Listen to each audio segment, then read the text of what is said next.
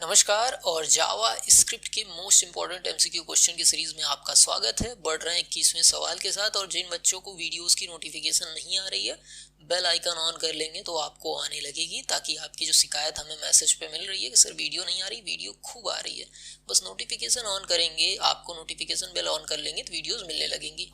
चलिए 21वां सवाल देखते हैं। Which of the following one is the property of primary expression? इनमें से कौन सा प्राइमरी एक्सप्रेशन की प्रॉपर्टी है? Contains only keywords? नहीं। Basic expression containing all necessary function? नहीं। Contains variable reference only? नहीं। Stand alone expression? ये आपका सही जवाब है, डी ऑप्शन आपका सही हो जाएगा। इसके बाद बढ़ रहे हैं अपने 22वें सवाल की तरफ। Which of the following is used for calling a function और a method in JavaScript? तो जावा स्क्रिप्ट में फंक्शन और मेथड को कॉल करने के लिए कौन सा यूज किया जाता है? तो प्रॉपर्टी एक्सेस एक्सप्रेशन? नहीं। Functional expression? नहीं। Invocation expression? तो यहाँ पर सी ऑप्शन आपका सही हो जाएगा। बढ़ रहे हैं अपने 23वें सवाल की तरफ। The new point 3,2 is kind of dash dash expression? तो ये आपका ऑब्जेक्ट क्रिएशन एक्सप्रेशन है, और ऑप्शन में देखें तो पहला ही ऑप्शन आपको सही मिल जा रहा है। इसके बाद बढ़ रहे हैं अपने 24वें सवाल की तरफ। Which one of the following operator is used to check whether the specific property exist और नॉट? तो इसको चेक करने के लिए क्या एग्जिस्ट यूज करते हैं? नहीं। एग्जिस्ट? नहीं। With in? नहीं। या इन? तो इन आपका यहाँ पर सही जवाब है।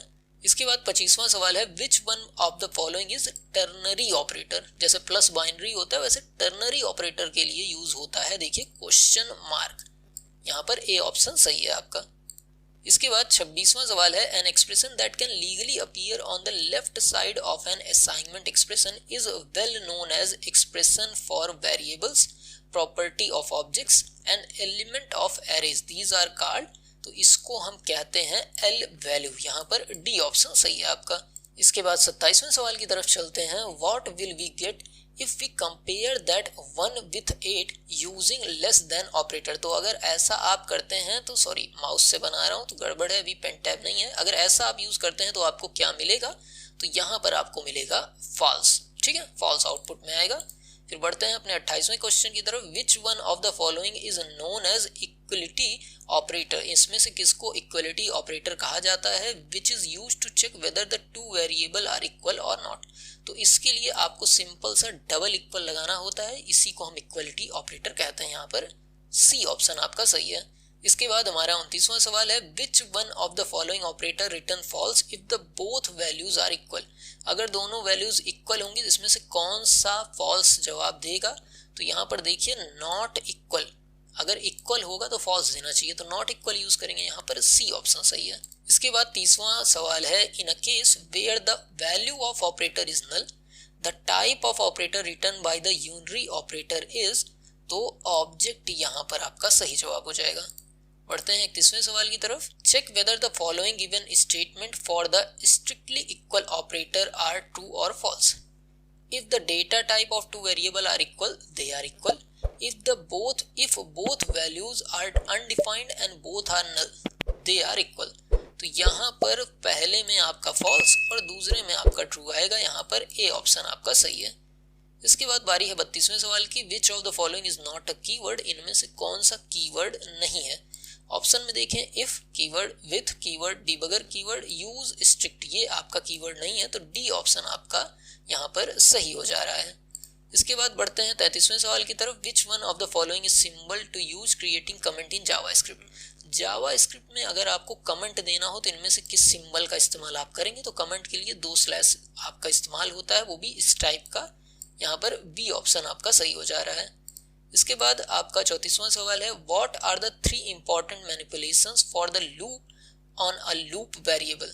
तो 3 इंपॉर्टेंट मैनिपुलेशन कौन से हैं? तो सबसे पहले आपका इनिशियलाइजेशन, फिर टेस्टिंग और फिर अपडेशन होता है, तो यहाँ पर डी ऑप्शन आपका सही है। इसके बाद बढ़ रहे हैं 35वें सवाल की तरफ। If the following piece of JavaScript code is executed will it work? if not, what kind of possible error it occur? मतलब इस कोड को जब रन कराया जाएगा तो क्या ये रन करेगा? अगर नहीं करेगा तो क्या एरर है? तो इस चीज को जब रन कराया जाएगा तो ये एकदम सही है, ये चीज रन करेगी, तो यहाँ पर ए ऑप्शन आपका सही है। इसके बाद बढ़ते हैं अपने 36वें सवाल की तरफ। What will be the role of continue keyword in the following piece of JavaScript? तो इसमें जब इस JavaScript के कोड में जब continue आपका रन होगा तो इसका क्या इफेक्ट पड़ेगा, क्या रोल होगा? तो इसका रोल ये होगा कि ये यूज किया जाएगा स्किप करने के लिए बाकी सारे स्टेटमेंट के लिए। तो यहाँ पर देखिए, it is use to skipping rest of the statement in the particular iteration. उस इटरेशन में, उस बारी में, उस चक्कर में आगे वाले स्टेटमेंट को जंप करने के लिए ही कंटिन्यू का यूज किया जाता है। और यही कंटिन्यू का काम भी होता है कि आगे आने वाले सभी स्टेटमेंट को जंप कर देता है, लेकिन सिर्फ उस इटरेशन में, आगे वाले में एज इट इज वर्क करेगा। इसके बाद 37वां सवाल है, which one of the following is not considered as statement in JavaScript? इनमें से किसको स्टेटमेंट नहीं कंसिडर किया जाएगा? तो यहाँ पर ऑप्शन में देखें तो पहला ही यूज स्ट्रिक्ट आपका सही जवाब हो जाएगा। इसके बाद बढ़ रहे हैं अपने अगले सवाल की तरफ, जो कि है 38वां सवाल। What if we define a for loop and it removes one of the properties that has not yet been enumerated? तो यहाँ पर आपका देखें ऑप्शंस में से, तो पहला option the removed property will store in cache, नहीं। The loop will not run at all, नहीं। The properties will enumerated, नहीं। The specific property will not be enumerated, यहाँ पर डी ऑप्शन आपका सही हो जाएगा। इसके बाद बढ़ते हैं अपने अगले सवाल की तरफ। 39वां सवाल है, विच of the following is not a correct response by the interpreter in jump statement when an expression is throne? जब कोई एक्सप्रेशन रन होता है तो इंटरप्रेटर का करेक्ट रिस्पॉन्स इसमें से कौन सा नहीं है? The interpreter will jump to the one of the nearest enclosing expectation handler. तो ये पहला ही ऑप्शन आपका करेक्ट रिस्पॉन्स है, तो यहाँ पर ए ऑप्शन आपका सही हो जाएगा। इसके बाद बढ़ते हैं अपने 40वें सवाल की तरफ। What is the basic purpose of the to locale string method? तो इसका बेसिक पर्पस क्या था? It return localized object representation, नहीं। It return localized string representation of the object, यहाँ पर बी ऑप्शन आपका सही है। तो ये कुछ इंपॉर्टेंट सवाल थे जो जावास्क्रिप्ट से रिलेटेड थे और आपको कराने का हमने प्रयास किया। उम्मीद है आपको हमारा प्रयास पसंद आ रहा होगा। मिलते हैं अगली वीडियो में, तब तक के लिए पढ़ते रहिए। नमस्कार, जय हिंद।